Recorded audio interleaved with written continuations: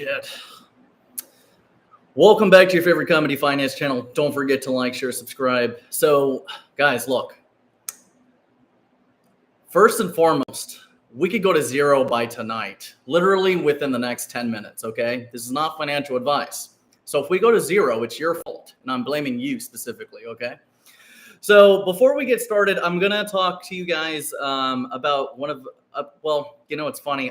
Sometimes we catch a bottom so good that it's going to be a historical call. And this one is really turning into a glory call, and it's going to be Polka Bridge. And it's PBR, like the beer, okay? And you're very early to it. At the time that you're watching this video, I believe we're still under 20 million market cap. I think call was right when everything crashed. But before I get into all that stuff, I'm going to talk to you guys at length today. I'm going to give you a forecast about how I'm feeling with whether or not we're going to have a rate hike or a rate pause and what that might look like, in my opinion. Besides that, I'm pretty spooked out, you know, but I can't help but notice that MYC continues to win while a lot of these Teletubby motherfuckers continue to fucking snorkel. You know, it's pretty funny. So I'm pretty excited about everything, but let's kind of just get into business real quick. So I like Polka Bridge, and the whole reason why I like Polka Bridge is because it's a bridge, okay? And it's going to connect Binance to the Polkadot ecosystem. It's already connected to ETH ecosystem.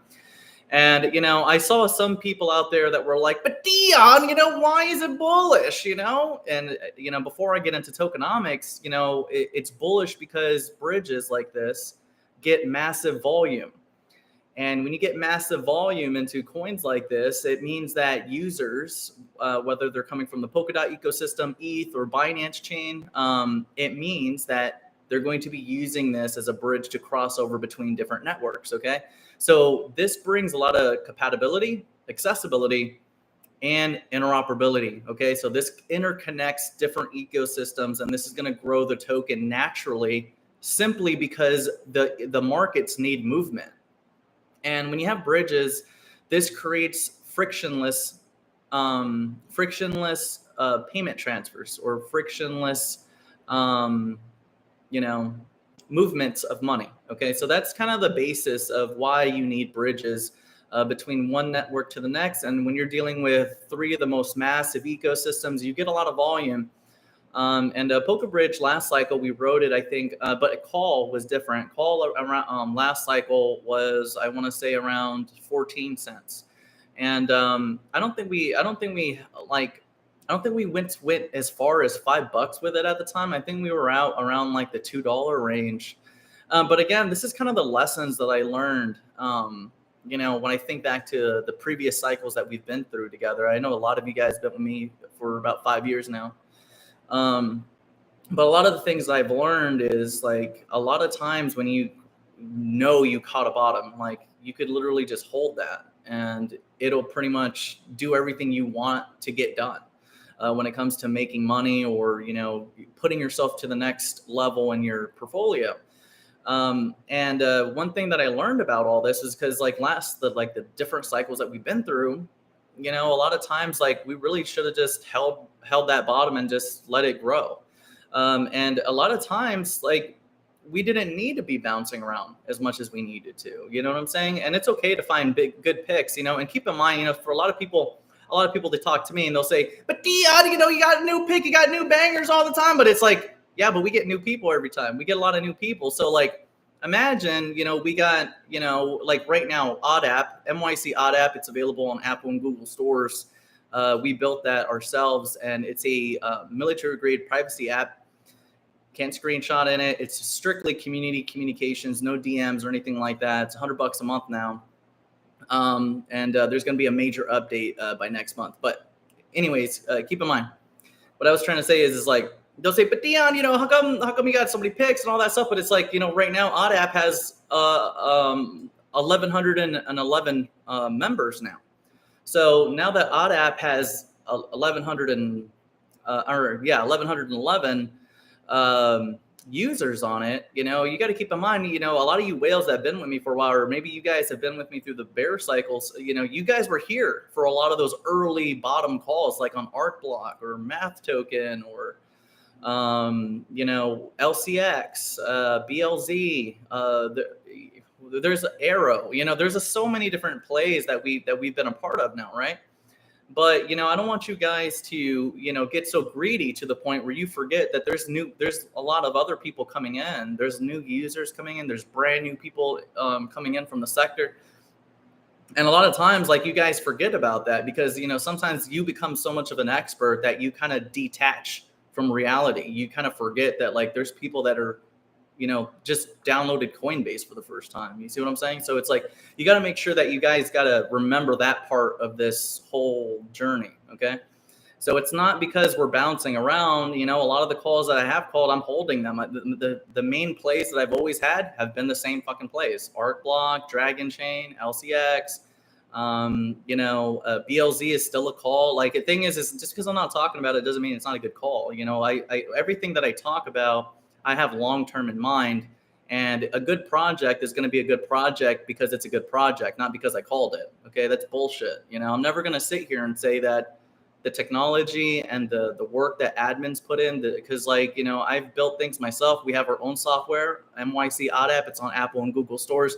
I know how much work it takes. I know how much blood, sweat, and tears it takes to build a project, to build software. I understand.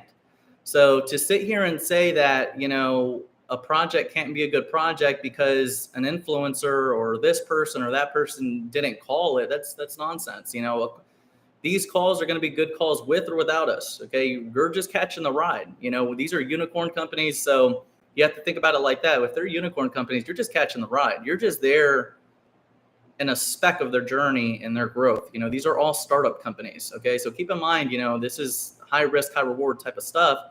Especially when you're getting into an emerging market. So, but again, going back to Polka Bridge, it's 75 million. It's a 75 million coin cap. It's under 20 million market cap. There's over 10 centralized exchanges that have listed it, and there's going to be Binance listing coming up. It's already in the roadmap. They already said they're going to list it on Binance.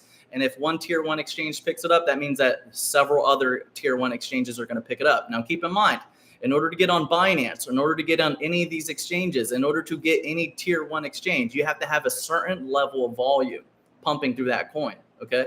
So keep in mind, the volume you see today is nowhere near the volume it's going to get, especially when it hits Binance. Because when you get listed on Binance or you get listed on an exchange, the first thing the exchanges do is they're going to deploy market makers.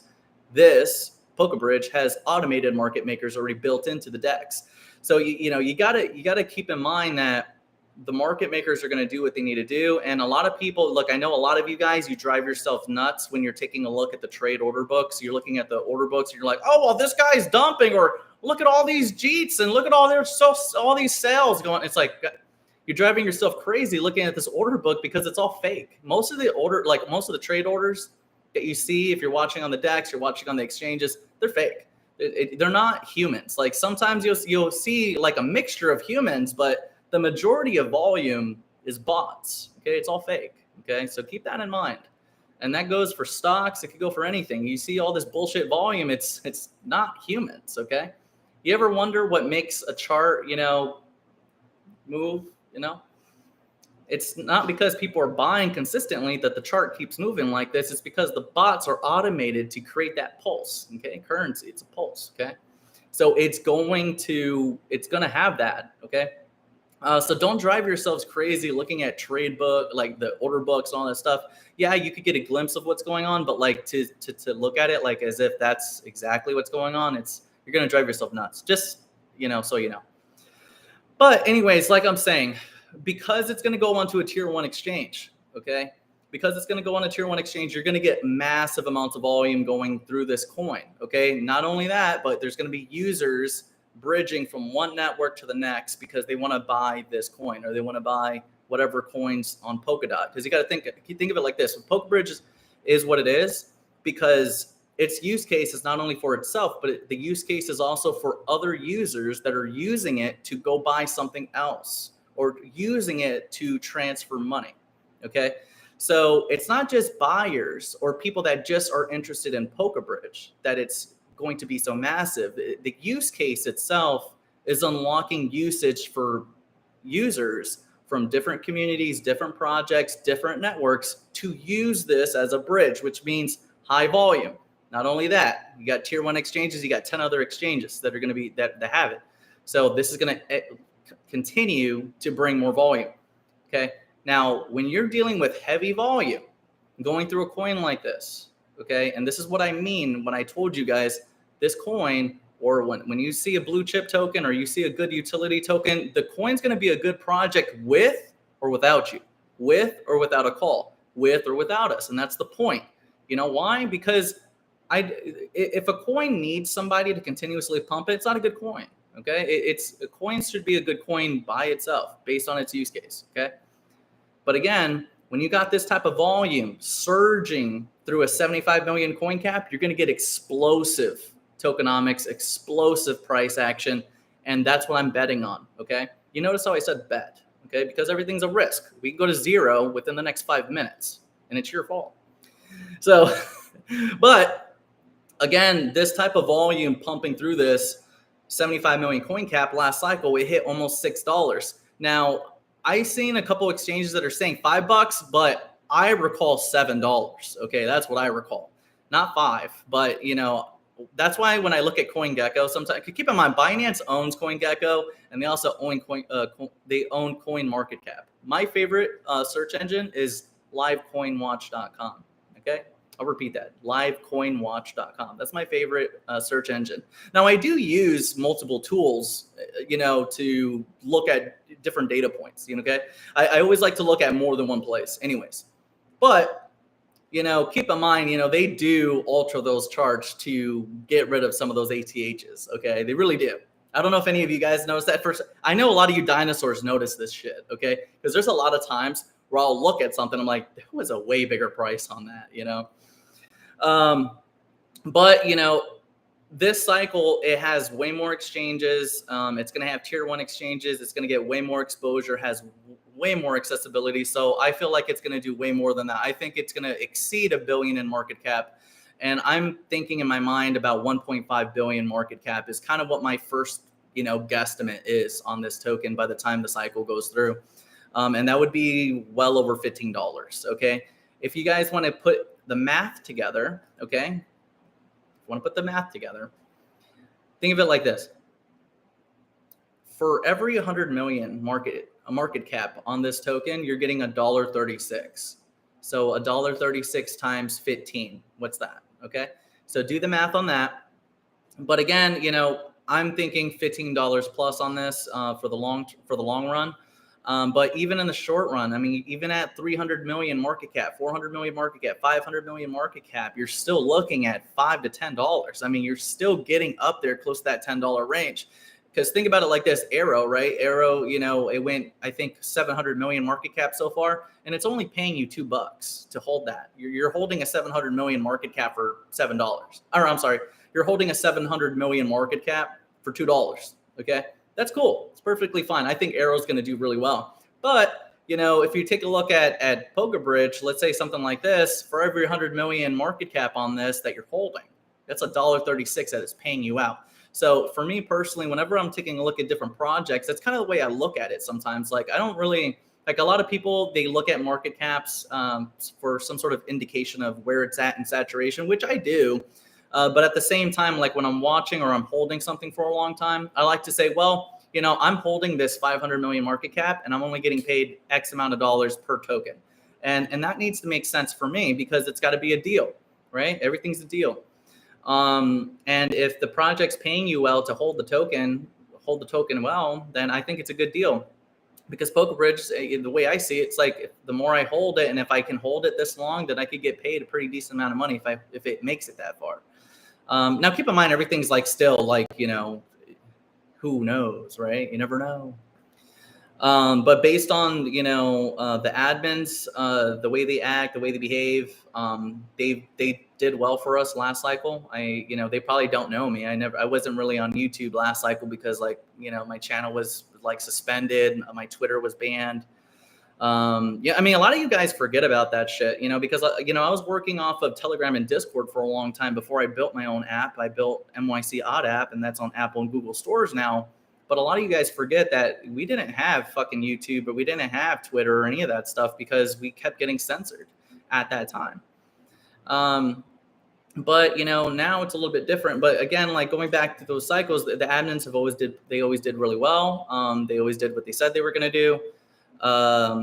They burnt 2.3 million tokens already. So 2.3 million tokens out of a already small cap, 75 million cap. That's pretty awesome. And they just got through posting recently that they were going to add more liquidity to the ETH pool. And probably to the BSC as well. So, you know, that's awesome. So like, and they were choosing between some decent numbers. They said they wanted to add anywhere between 200,000 to 400,000 up to $1 million. I saw an option for 500,000. We'll see what they do. But again, if they were to do 200,000, then that's a $400,000 liquidity pair. If they did 500,000, that's $1 million liquidity pair. If they did 1 million or 2 million, you just 2x that, that's the pair. So they're basically talking to you about 400,000 all the way up to $2 million worth of a liquidity pool.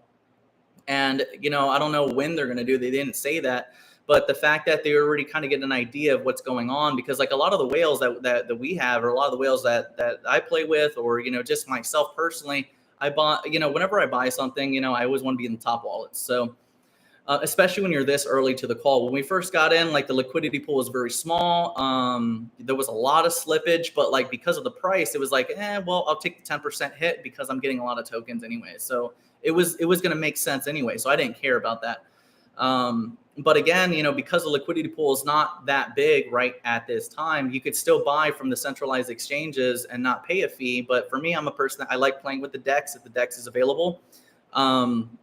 So, you know, when we first got in, there was a lot of slippage, but if you use Kyber Swap or you use dextools.io, you use, you know, anything, any type of swapping mechanism, whether it's Uniswap, whatever you want, whatever you like, you could still buy the token. You could buy it directly off MetaMask. You could swap for it, you know, if you import the smart contract and all that. But, you know, if you don't want to do that, because like, I remember when I was talking to Crypto John about that, he was like, but Dion, it's not on a centralized exchange. Well, it is. It's over 10 exchanges. It's 10 centralized exchanges, John.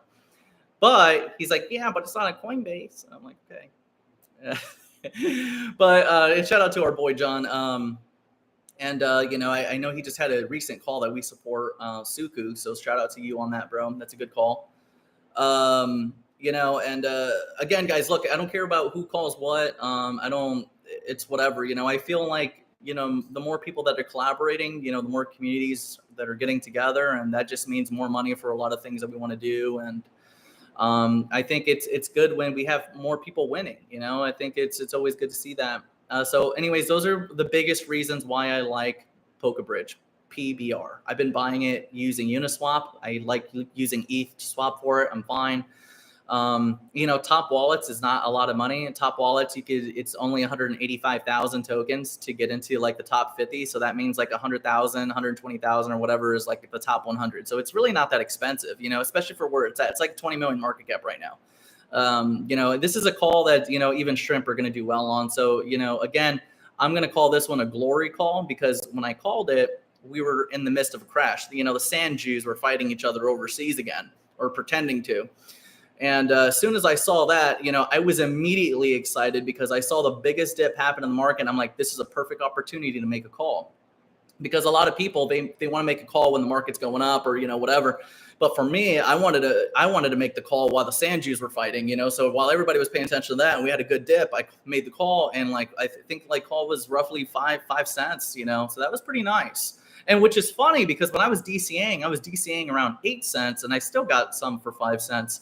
But again, like, it's still cheap. It's still, like, for me, this token's cheap under $1. Like, if it's $1, that's still cheap, because it's a 75 million coin cap. For those of you that are familiar with like GFI Goldfinch or your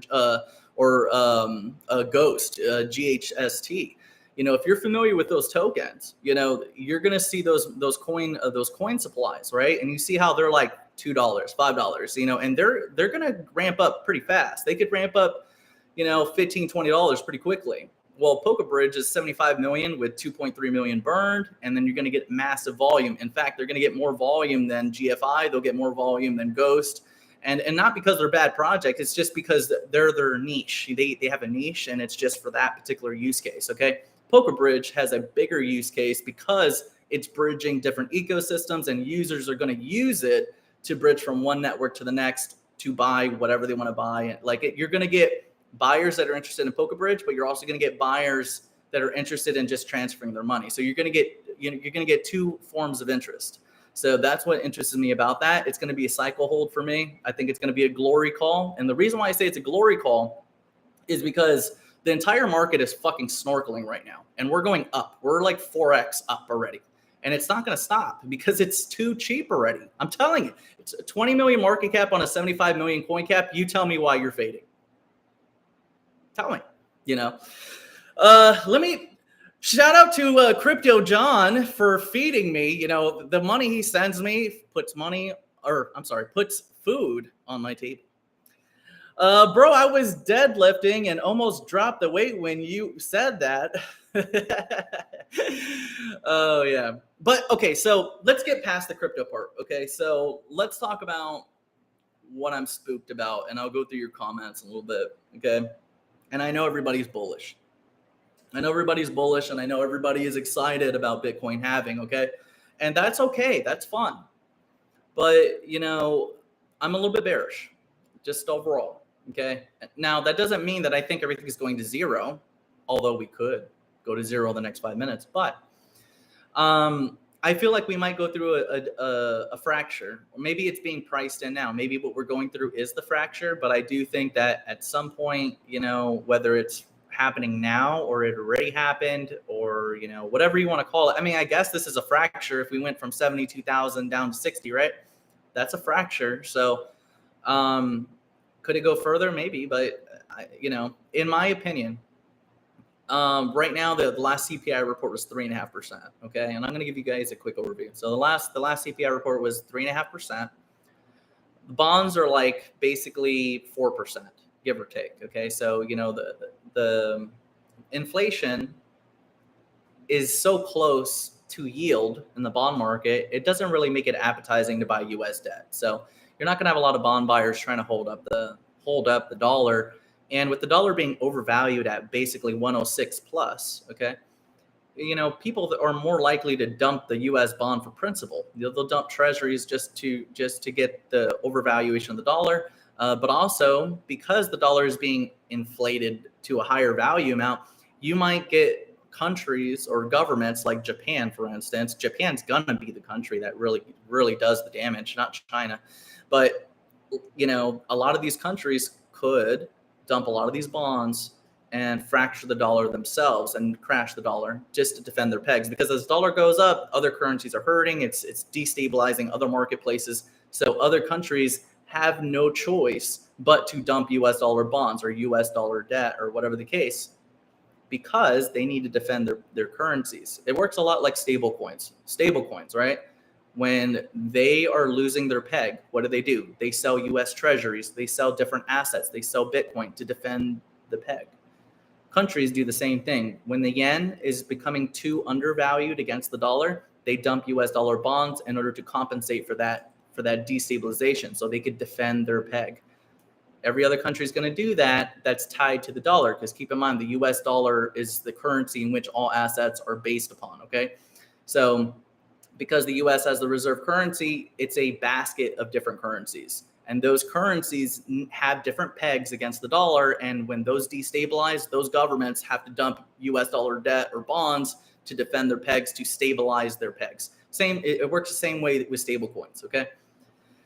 So that's that. So anyways, my point on that is, because CPI is over 3.5, or is at 3.5%, and the bond market's not looking good, okay?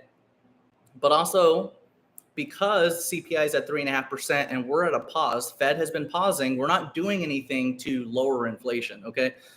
So chances are inflation is going to go up. It's going to go higher, okay? So by the time we get the next CPI report, which is May 15th, okay?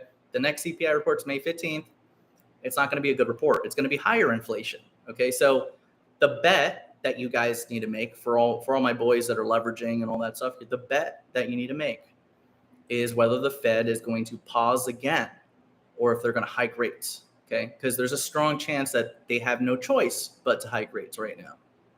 Because by the time May 15th comes around, you're going to have higher CPI report, higher inflation, and the Fed's going to say, well, you know, we have no choice. We have to hike rates because clearly if CPI next month comes in at 4% or higher, then they're going to say, you know. So there's a strong chance they could hike rates. And if they hike rates, markets are going to crash. Okay. Now, does that mean it's going to crash crazy? Yes. But does that mean it's over? Maybe. No, I'm just kidding. No. But, you know, a crash in principles upon assets is kind of what we need in order for us to, you know, cut rates. Because, you know, you have to think about the overvaluation of assets, you know, what makes sense at some point, you know. So there is a chance that they might hike rates, okay? I don't think that's going to really stop the emerging market of crypto. The crypto market is still emerging. It's still so brand new and fresh. So what's nice about volatile times or turbulence between different marketplaces is you're safest in emerging markets. When a market is brand new, when the market's at the very bottom, you could be crashing everywhere. But if you are placed inside of an emerging market, you're not gonna feel that crash, are you? Okay. Let's use Polka Bridge as an example. Entire fucking market was crashing, right? And then your boy Dion called Polka Bridge at the very fucking bottom. You guys aren't feeling the crash, are you? You're seeing 4x, right? You're seeing 2x, 3x, 4x. We're going up while motherfuckers are snorkeling. You see that? See how that works? So again, the way the crypto market is, it's still small. I think right now, I haven't looked at it. Let me take a look.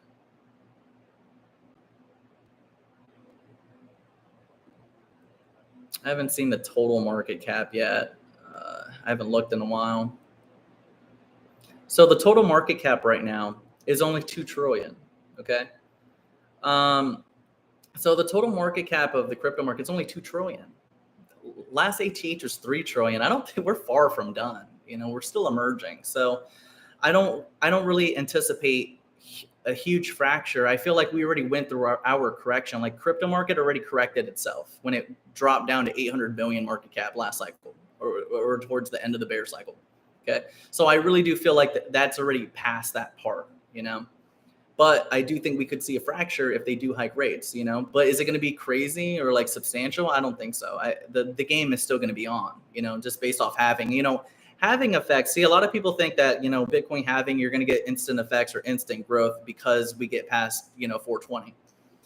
But if you take a look at historical records, you know, you didn't really catch the true effects of halving until 6 to 9 months later. So, you know, and I think peak from last halving was 9 months after halving. So, you know, again, there's still a lot of growth to be had between now and then. So I don't think it's over, but I do think that the Fed could possibly be forced to hike rates, but I don't think it's going to stop the market. That's the good news. But I do think there could be a fracture. So we could see sideways or decline for the next couple months until we get towards fall. Okay. That's kind of my thesis on if we get a rate hike. But the chances of them hiking rates is very high. Okay. All right. So let's go to the next scenario. Let's say that the Fed. Okay. So the next meeting is I think June 15th is the next meeting. If we get to that meeting and CPI is high, you know, we just saw 3.5%, and then in May 15th, we see that it's 4%, you know, whatever. Then, and guys, look, there's 141 of you motherfuckers watching. I better see 141 likes on the goddamn video. Okay, let's pause real quick and let's fondle crest and do unspeakable things to that like button for me. Okay, or else I'll fucking end this live stream right now. Okay, I'm not kidding, because I really will. Better fucking like those goddamn button. You better fondle it, do unspeakable things to it. Okay. again, you guys better do it, or else it might be over. It might be over, guys. It might be over. You better just fondle it. You better do unspeakable things to that goddamn like button, or else I'll rug this stream. Well, okay, so let's say, you know, CPI report comes out bad this coming month in May again, and oh no, bad news. We'll get a little bit of turbulence from that. Oh no. And who knows? Maybe there might be excitement between now and then because of halving. Who knows? But I am bearish between now and till June until we see what they're going to do. But let's say CPI report comes out bad again next month, and then when we get to that next meeting in June, Jerome pauses rates again. That's the best scenario, and this is the bet that you guys got to make. So for those of you that are leverage traders, your biggest trades are going to be the day before May 15th, okay? And then you're going to have the another bet to make before that meeting, okay? They could pause or they could hike. It's one or the other. It's not going to be a fucking cut. Why would it be a cut? If they cut, it would surprise. It would surprise me. It's the wrong thing to do. It's like literally, it's the wrong thing to do. If they were to cut rates this coming meeting, it's the wrong thing to do. So it's not going to happen. So to me, I think it's just a pause or a hike. The likelihood of a hike is very likely, okay? But if they catch us, you know, and they say we're going to pause again, we're going to see a dollar crash. And if we see a dollar crash, you know, we might just see a large dip, like a 10% dip, 5% dip, something like that. But that's going to be your beginning of like a massive run. Like whatever the next fracture is, that's going to be the beginning of the next massive run. And again, is this a time to really like exit and run out? No, it's not. Like, I mean, you do what you want, but I'm not running out. I'm diversified. I'm always going to be in the markets, whether I'll be sitting in regular currency or I'm sitting in crypto or precious metals, you know. It's always been crypto, stocks, precious metals for me, you know. But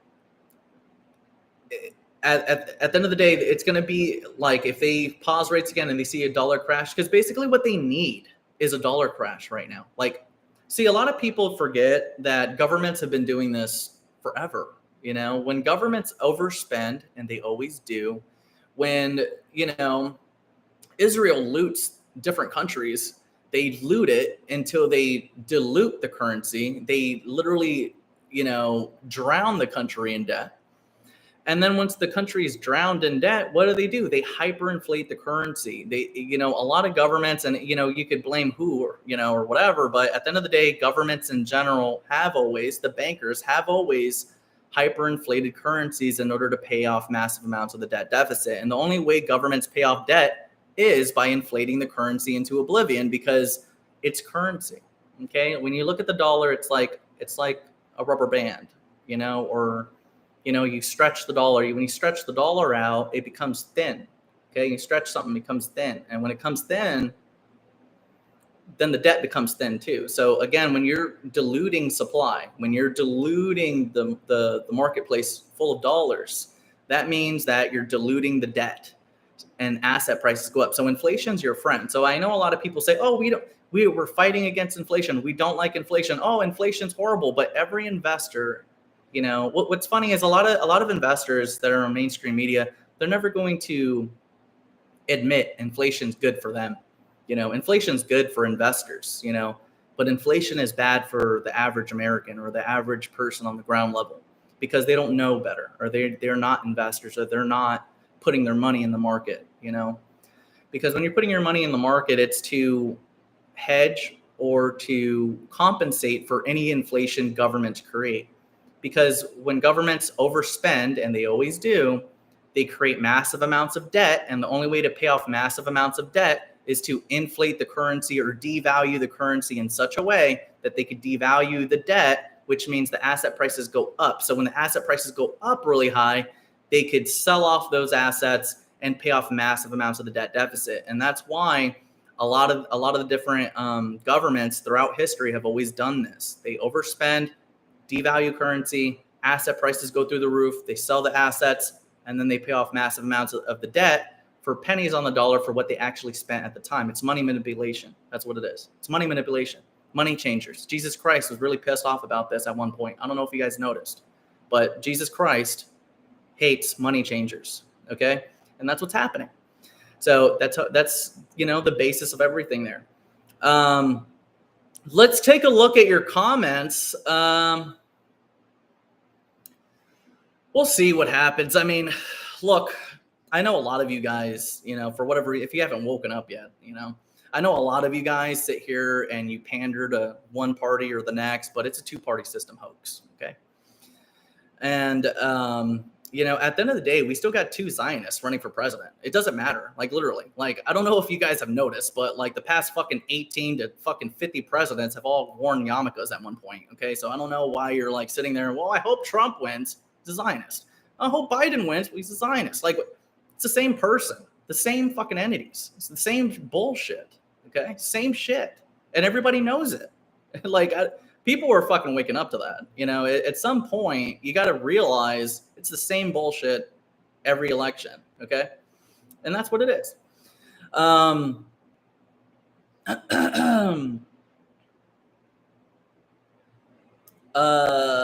Do you think the crypto top is in this year? No, I don't think so.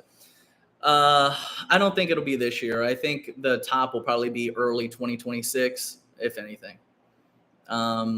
Maybe mid 2025, maybe. I don't know. I don't think we just got started, so I still feel like we're going to be good until 2026. Because you got to think about it. The bear markets don't last long. If you take a look at any bear market, you could take a look at the stock market. You could look at anything. Every cycle that a bear cycle happens, it's like 2 years. Like 2 years max. You don't go through a 4-year or 5-year bear market. Okay. The governments can't even last that. So, it's always typically about a 2-year bear market. And then you get like a 4-year bull cycle or 8-year bull cycle. Some people look at business cycles in figures of 8. Okay. You could take a look at business cycles in figures of 8. 2008 financial crisis, 2016, 2024, see what I'm saying? 2028, you see, sometimes it could go by astrological years too. Some people look at it like that, but I personally feel that, it's 2 years, 4 years, 2 years, 4 years, 2 years, 4 years. So there's some sort of, pattern to it for sure. But, we just went through a 2-year bear cycle. So I do anticipate, growth until 2026 is how I see it. Personally, that's just being conservative. There was a report. Okay, so now I'm kind of babbling off, but let's talk about something that's like a little bit separate as to why I kind of feel that macro wise. Okay. And the reason why I'm only talking to you guys at length in this video is because I don't do videos out that much. So I'm going to hit on different topics, but, there was a report I read from the BIS. That's like the Banking of International Settlement. It's the bankers. It's like the banks. It's the bank that ties up the central banks and then, so on and so forth. It's like the very head of the snake. And they released a report and they were talking about, tier 1 gold assets and, what they wanted banks to do and, solvency levels and what have you. I forget the actual term for it. There's a term for it where precious metals guys love talking about it because they always say they're going to do it and then they don't. Maybe Dave can help me. Dave, what's that thing, precious metals, where they want to implement like a gold standard implementation? I forget what it's called. But anyways, long story short, the report, they were saying that they wanted banks to collect gold up to 2028. Okay. And at the time that I read this report was back in 2019. And the report was basically instructing banks that they needed to be at X amount percentage in gold reserves in order to claim solvency based on this new standard that's coming. And they said that they needed to collect gold up until 2028. So when I read that, a lot of people were like, oh man, this is bullish for gold. This is very bullish for gold, which it was. Gold's at $2,400. That's a fucking sign. But again, even though people were bullish about that report over gold, precious metals, to me, I was like, that means that they're anticipating high inflation from here to 2028. This was back in 2019, 2020. Okay.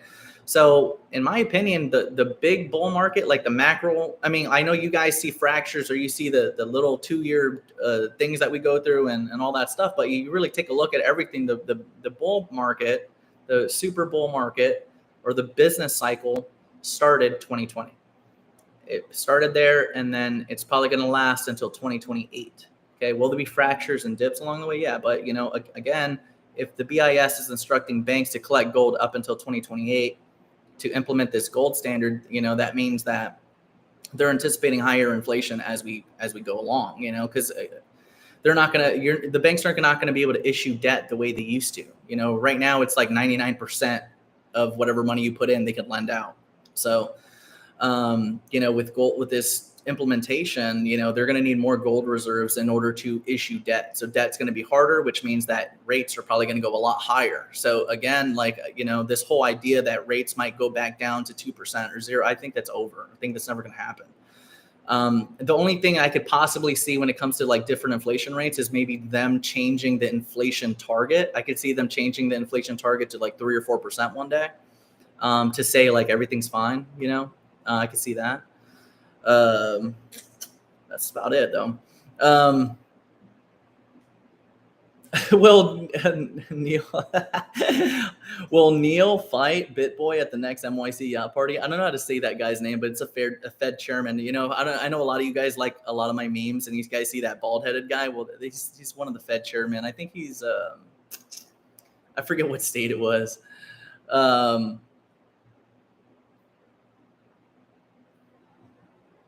I like Dragon Chain a lot. Dragon Chain is always going to be a big play for me. I've held Dragon Chain for probably 2 years now.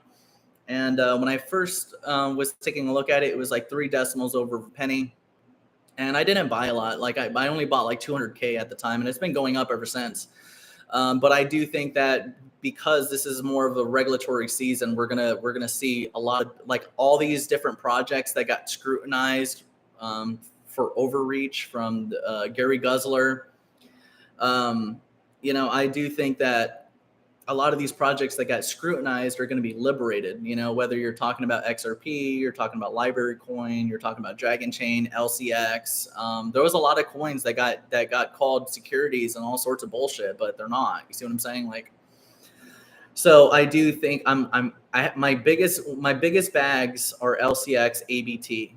And then I have like, you know, I would say miniature bags of everything else. Now keep in mind, miniature might be big to you, you know, and then, you know, my miniature bags might be shrimp bags for someone else. Okay. So I know a lot of you guys always ask me stuff like, but Dion, what's a big bag or what's a whale bag? And well, you know, it depends on what size you are. So in the crypto market, it's really silly to ask those questions because you have to act your wage. You see what I'm saying? Like there's bigger people than me. There's smaller people than me. You know, there's going to be different strategies based on how large you are, you know? So, and it's not to brag. It's really not. Like there's always a bigger fish, you know?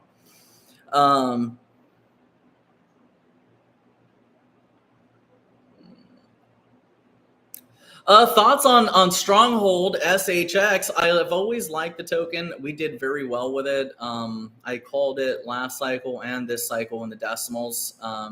And there's a lot of plays like that. I just don't talk about them, you know. But I do like Stronghold. I think Tammy is extra hot. You know, I would love to take her on a date. It's coming, I'm telling you. Or the CEOs from Proppy. I'm fucking in all day. Both of them at the same time on camera. But you know, besides that, Trump presidency was very different to the present communist regime. Okay. Well, you know, I don't trust Trump. You know, we're talking about a guy that literally said that he should be able to take your weapons without due process. Okay. We're talking about a Zionist. Okay. You know, and Biden is no different. We're talking about the same fucking people. Okay. You know, until we have a full sweeps of Congress and everything in it, and we have a real third party rising, and they don't even like acknowledge this bullshit election ballot going on, like that's the real third party. You know, the real third party is going to rise one day, and it'll be something that does not respect the process that's there. It's just going to be a straight up like, this is who we are, and this is what we're claiming, and this is the power we're going to claim right now, and this is what it is. That's the only time you're ever going to get a two-party system, okay? Because the system we got now is not a two-party, you know, it's a bullshit system. It's an Israeli system. That's what it is. You got two people from the same place basically running the same show. And it's been like that. I don't know how many yarmulkes back you want to go back in cycles, but at some point as an American, you're going to need to distrust your government and like take a look at what's going on. You know, they've been looting the treasury for kind of a long time.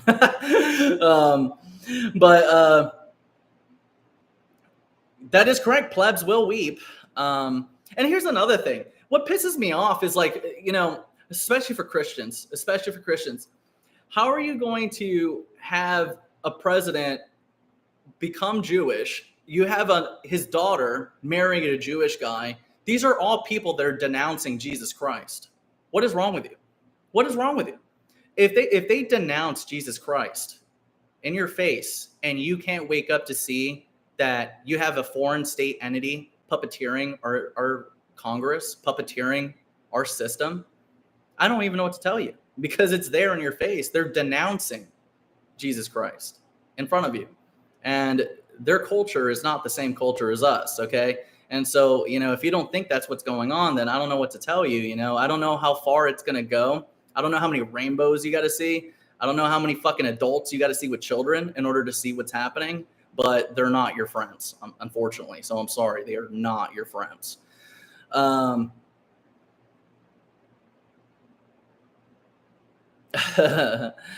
I would love to go to Australia. I heard it's very like fun there in some places, but I also heard it's kind of crazy too, where like, you know, the government's kind of like tyrannical, you know. I mean, it's becoming tyrannical just about everywhere, you know. You know, personally, I think that the best thing to do is like go to like an emerging country that's like barely developing capitalism, because like so I don't know if you guys are like familiar with like Jim Rickards or Peter Schiff or anything like that, but I like this book by Jim Rickards. I forget what it was called, but he was basically kind of saying like, you know, at some point capitalism kind of turns into communism, or like capitalism at the very top of its market share becomes socialist and then turns into communism. Like it's the future, you know, cycle of what's coming in. If that's the case, I'd rather just go to a place that's barely developing capitalism, you know, than where we're at, you know. When trends go to zero. Yeah, absolutely. When wife-changing gains, absolutely, sir. You know what's always funny is like I always get asked every once in a while, like they'll say something like, "Oh, Dion, are you still bullish on like ARC block?" And I'm like, "Dude, that's like my biggest bag." And it's because like they think because I don't talk about it anymore. But like at some point you don't really need to talk about something, you know. It like kind of does good on its own. But that's the point. Like when you have good picks, when you have a good pick, right? You don't need to talk about it all the time. When you're introducing it and trying to catch the flow, yeah, you know. All right. So guys, look, that's all I got for you today. I hope you enjoyed this at length video. There's a lot of different opinions that I got, and I hope it offended you. And for those of you that didn't offend, I hope it educated you. In some sort of way. You know, there's a lot of different things that are going on in the country that I've never really approved of. I don't really believe in any of the shit that's going on, honestly, but you know, we'll see what happens. I mean, you never know. I could be wrong completely. It could just be all a big ass coincidence that the bullshit that's going on right now. Maybe, never know. I mean, I'm just saying what it looks like. But look, guys, don't forget to like, share, subscribe. Don't forget, this is not financial advice, and we could go to zero in the next 10 minutes. This is your favorite comedy finance channel, MYC Network.